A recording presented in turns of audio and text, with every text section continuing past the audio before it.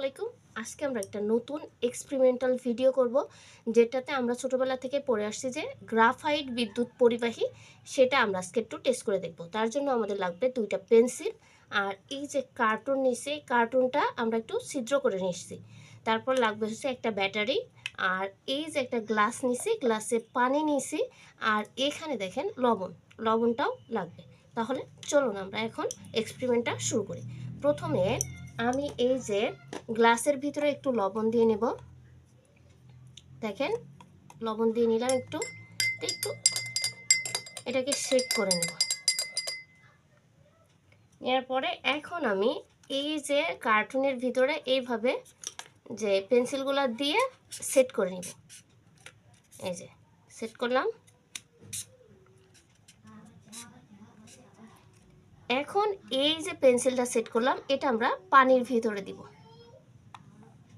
দেওয়ার পরে দেখেন এই যে ব্যাটারি, দেখেন এখন এই ব্যাটারির যে দুই মুখওয়ালা ব্যাটারি রয়েছে, এই ব্যাটারিটা আমাদের এই যে পেন্সিলের গ্রাফাইট রয়েছে, এই মাথায় আমরা এই দুই মাথাওয়ালা ব্যাটারিটা সেট করে দেখব যে এই ব্যাটারি থেকে বিদ্যুৎ নিচে এই গ্রাফাইট দিয়ে পরিবাহিত হয়ে নিচে যাচ্ছে কিনা, সেটা একটু খেয়াল করব।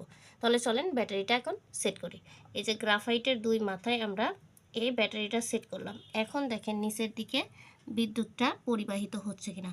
দেখেন বুদবুদ আকারে এখান থেকে, অর্থাৎ আমার ব্যাটারি থেকে বিদ্যুৎ যেয়ে এখানে পরিবাহিত হয়ে এই যে উপরে উঠে আসছে বুদবুদ আকারে, ঠিক আছে। আর যে বুদবুদটা বের হয়ে আসছে, এই বুদবুদটা কি?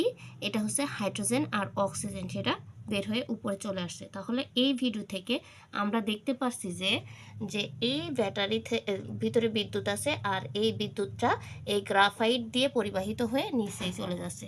তাহলে আমরা জানতে পারলাম যে সত্যি গ্রাফাইটটা কি বিদ্যুৎ সুপরিবাহী। আমরা এতদিন ধরে শুধু পড়েই আসছি, প্র্যাকটিক্যালি দেখি নাই। আজকে আমি একটু দেখানোর চেষ্টা করলাম। আশা করি এই ভিডিওটা আপনাদের ভালো লাগবে। আর এমন ভিডিও পাওয়ার জন্য যদি পেজ থেকে ভিডিওটা দেখে থাকেন, তাহলে অবশ্যই রসায়ন পেজটাকে ফলো করবেন। আর যদি ইউটিউব চ্যানেল থেকে দেখে থাকেন, তাহলে অবশ্যই বিএসসি কেমিস্ট্রি প্লাস ইউটিউব চ্যানেলটাকে সাবস্ক্রাইব করে আমার পাশেই থাকবেন। আপনাদের সুস্বাস্থ্য কামনা করে আজকের ভিডিও এই পর্যন্তই। আল্লাহ হাফেজ।